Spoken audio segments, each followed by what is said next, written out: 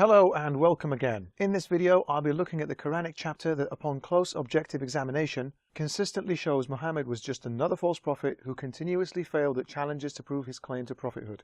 Chapter 18 or Surah 18 is Surat al-Kahf, meaning the chapter of the cave. The story goes that it was revealed to Muhammad to help him respond to a challenge that would somehow prove his prophethood by asking him about old legends that he would know about if he was a true prophet. Muhammad had up until then consistently brushed off any demand that he showed them any physical miracle to prove his prophethood and legitimacy, brushing these requests aside with convenient excuses. I'm going to stray away from the topic of this particular chapter for a minute first, but it's important I give a few examples so we can understand how Muhammad was asked to prove his prophethood and what his excuses were to avoid coming up with a miracle he was clearly incapable of producing. Chapter 3 verse 183 refers to the Jews. They said, Allah took our promise not to believe in a messenger unless he showed us a sacrifice consumed by fire. Say, there came to you messengers before me with clear signs and even with what ye ask for. Why then did ye slay them if ye speak the truth? This is clearly a non sequitur.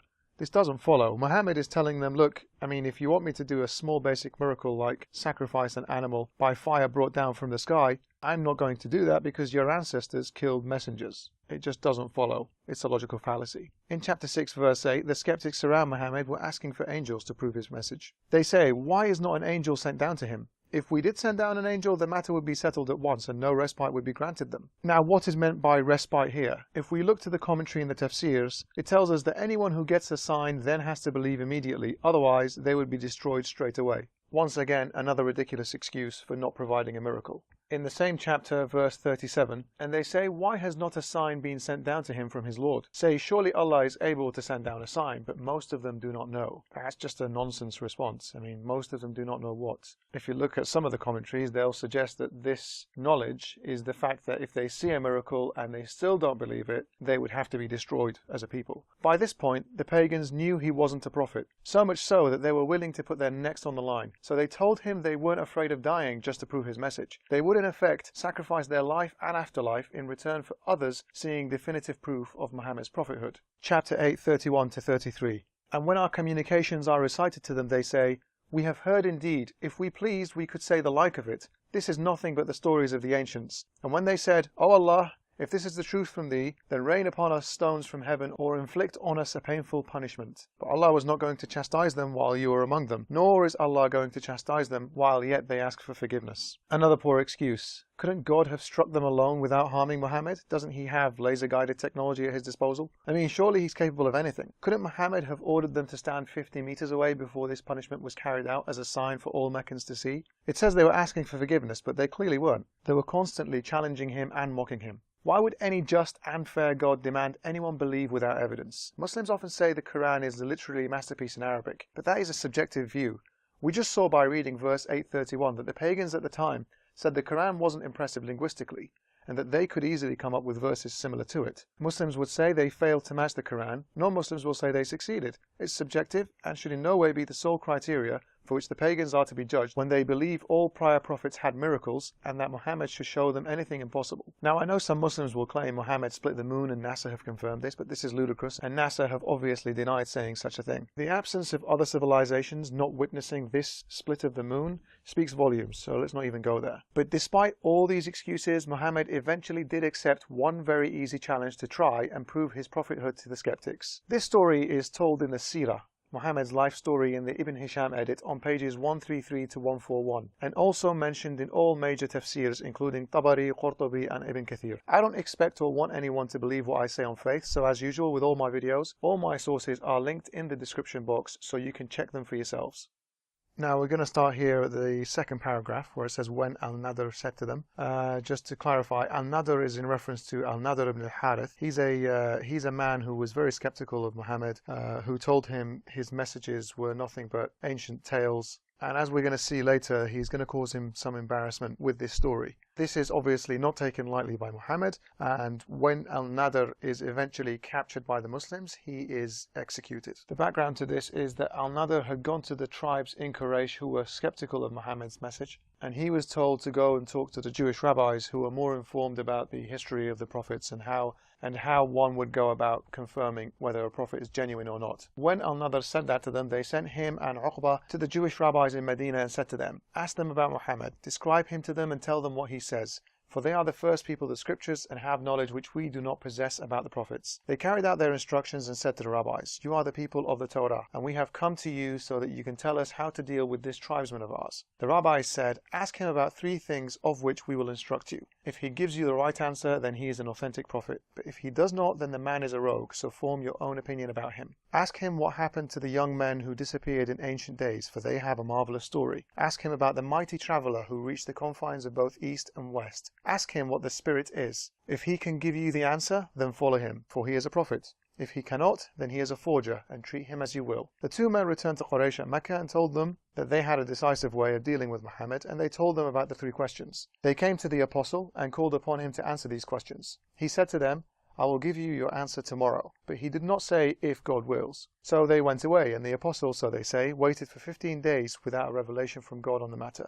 Nor did Gabriel come to him, so that the people of Mecca began to spread evil reports, saying, Muhammad promised us an answer on the morrow, and today is the 15th day we have remained without an answer. This delay caused the apostle great sorrow, until Gabriel brought him the chapter of the cave, in which he reproaches him for his sadness, and told him the answers of their questions, the youth, the mighty traveler, and the spirit. I was told that the apostle said to Gabriel when he came, you have shut yourself off from me, Gabriel, so that I became apprehensive. He answered, we descend only by God's command, whose is what lies before us, behind us, and what lies between, and thy Lord does not forget. Before I explain the story in a little more detail, did you catch what happened at the end? Muhammad, claiming to be frustrated because he was made to look like a fraud, tells Gabriel why he didn't come earlier. And Gabriel answers, and his response becomes a verse in the Quran in chapter 19, verse 64. So, not all the Quran is God's literal word, as Muslims will claim. As this particular verse was Gabriel responding to Muhammad, I find it a little bizarre that this made it into the Quran. Most other conversations we hear about between Muhammad and Gabriel don't get quoted as verses within the Quran.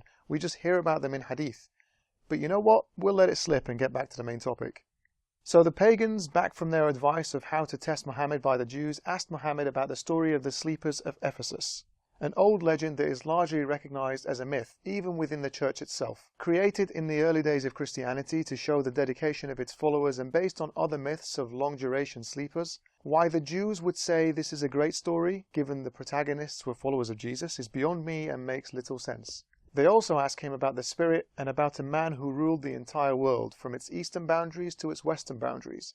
I hope he can maybe tell them the earth isn't flat and east and west is subjective to your specific location and not an actual physical place on earth. Or at least tell them there is a lot of land in the Americas that has yet to be discovered by the populations in Afro-Eurasia. Let's see how he handled this challenge.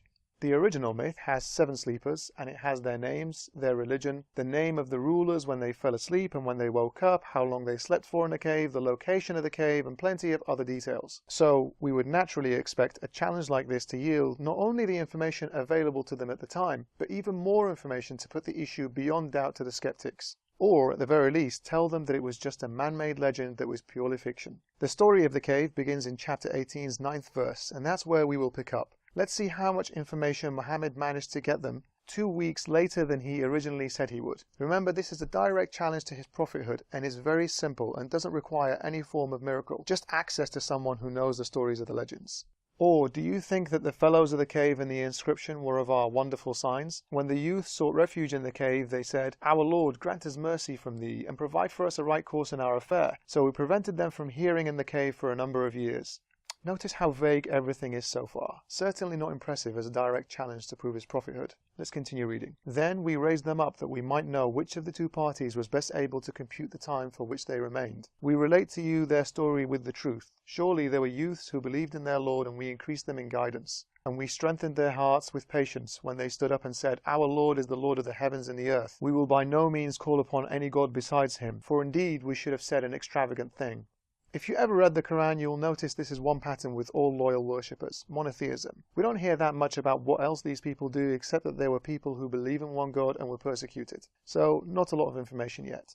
These, our people, have taken gods besides him. Why do they not produce any clear authority in their support? Who is then more unjust than he who forges a lie against Allah? So again, criticizing polytheism, still waiting for names, exact details, what happened, and so on. And when you forsake them and what they worship save Allah, betake yourselves for refuge to the cave. Your Lord will extend to you largely of His mercy and provide for you a profitable course in your affair. And you might see the sun when it rose decline from their cave towards the right hand, and when it set leave them behind on the left, while they were in a wide space thereof. This is of the signs of Allah. Whomsoever Allah guides, he is the rightly guided one, and whomsoever He causes to err, you shall not find for him any friend to lead him aright.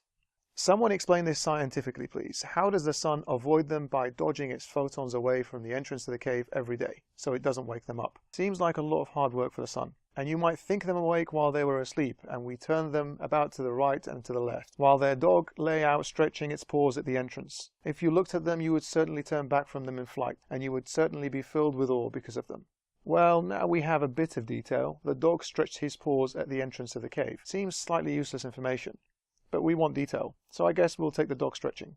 And thus did we rouse them that they might question each other. A speaker amongst them said, How long have you tarried? They said, We have tarried for a day or part of a day. Tarried here means slept. Others said, Your Lord knows best how long you have tarried. Now send one of you with this silver coin of yours to the city. Then let him see which of them has purest food, so let him bring you provision from it. And let him behave with gentleness, and by no means make your case known to anyone. For surely if they prevail against you, they would stone you to death, or force you back to their religion, and then you will never succeed. And thus we did make men to get knowledge of them, that they might know that Allah's promise is true, and that as for the hour there is no doubt about it. When they disputed among themselves about their affair, and said, Erect an edifice over them, their Lord best knows them. Those who prevailed in their affair said, We will certainly raise a masjid over them.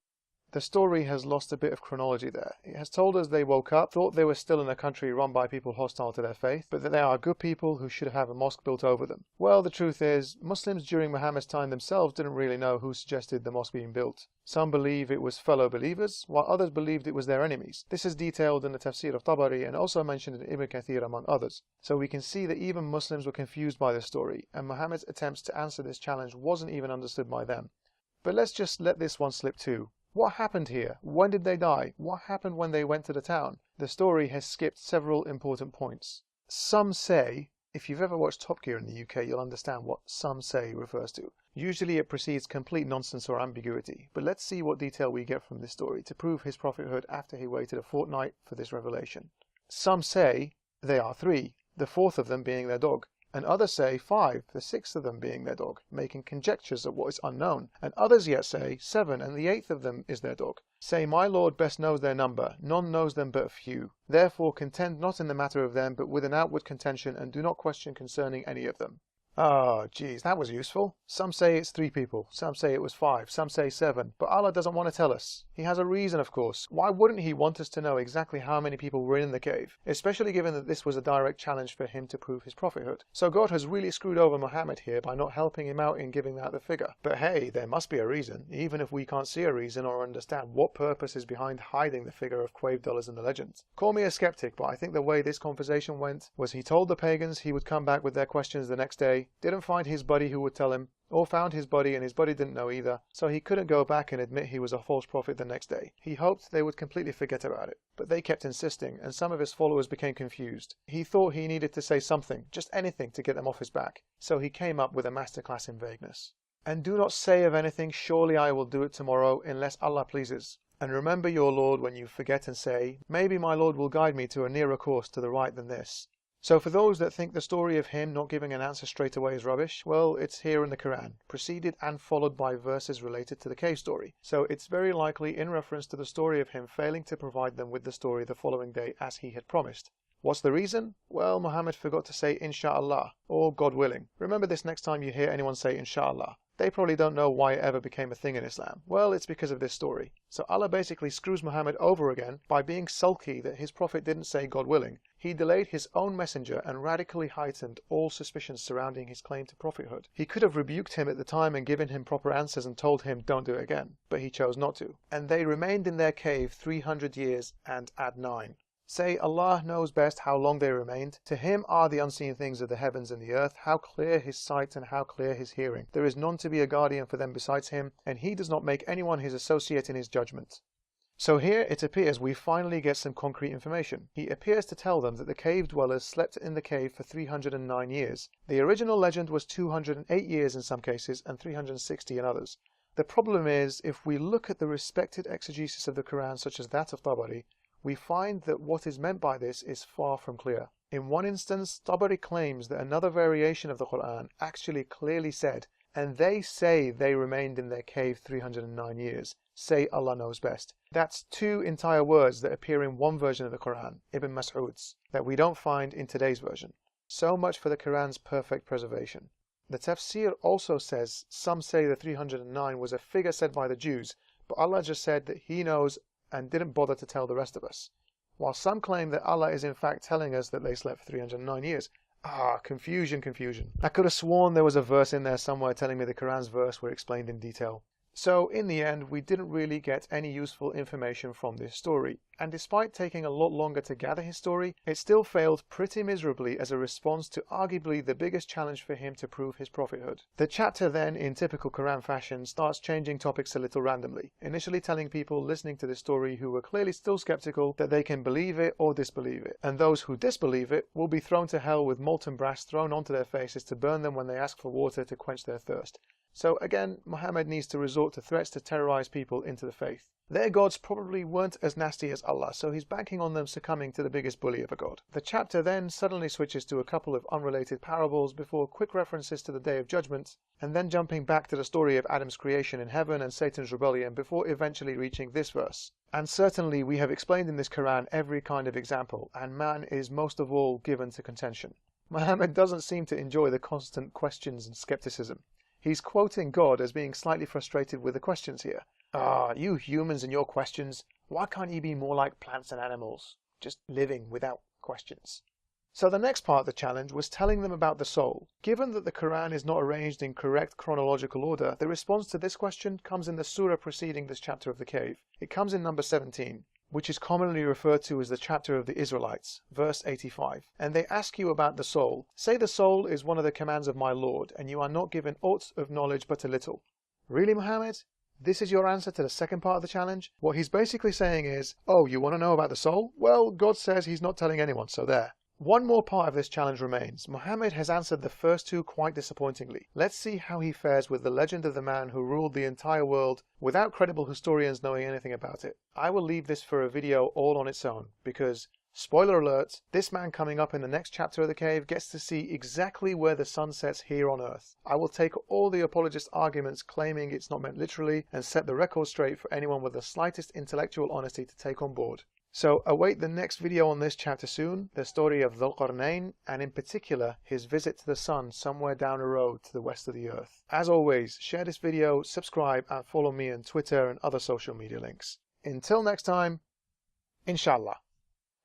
See, I didn't forget to say that because I wouldn't want any unnecessary delays until the next video. So Inshallah, I will see you next time for the video on Dhul Qarnayn and more on this chapter of the cave.